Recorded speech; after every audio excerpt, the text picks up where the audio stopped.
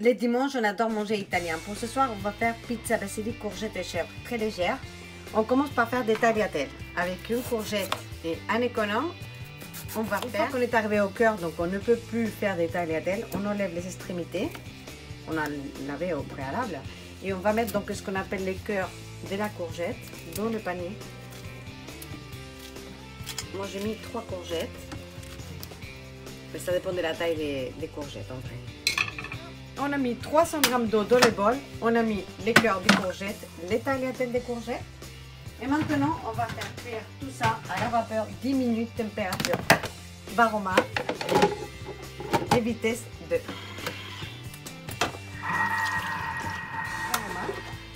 Donc on a les courgettes prêtes. Et on va vider le bol.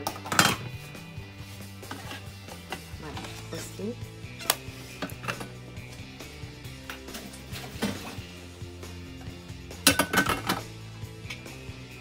On va mettre la courgette à l'intérieur.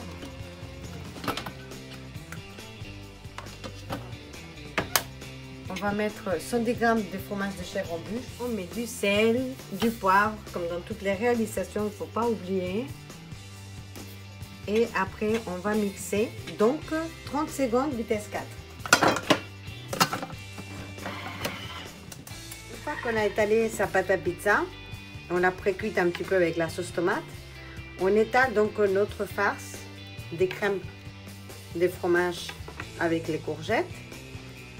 Vous pouvez doubler les quantités si vous voulez, vraiment il y a de quoi faire. Hein. Donc vous pouvez même tripler et même multiplier par 4 la recette. C'est une recette en fait qu'on peut faire sans aucun problème pour 4 fois, 5 fois plus parce qu'il y a vraiment de l'espace. Donc on étale bien la crème, on peut mettre plus si on aime bien garni. Et une fois qu'on a étalé la crème, on va mettre donc nos tagliatelles. Voilà, donc vous pouvez faire une petite décoration, c'est mieux. Et sinon, vous pouvez les mettre en rondelles, au rond. Et vraiment, après, vous faites à votre guise. Et moi, quand je n'ai pas, je vais mettre des noix de cajou. Comme ça, vous pouvez mettre des morceaux d'amandes ou des cacahuètes. Donc là, c'est pareil. En fait, on fait un peu comme on aime. Donc, on les écrase. Et on met un petit peu, juste histoire qu'elle soit un petit peu croustillante. Et moi, je rajoute aussi du fromage râpé ou du parmesan. Moi, personnellement, je préfère un petit peu de fromage râpé, mais pas beaucoup. Et on va finir après notre pizza, une fois qu'elle sera cuite, avec la roquette et des copeaux de parmesan.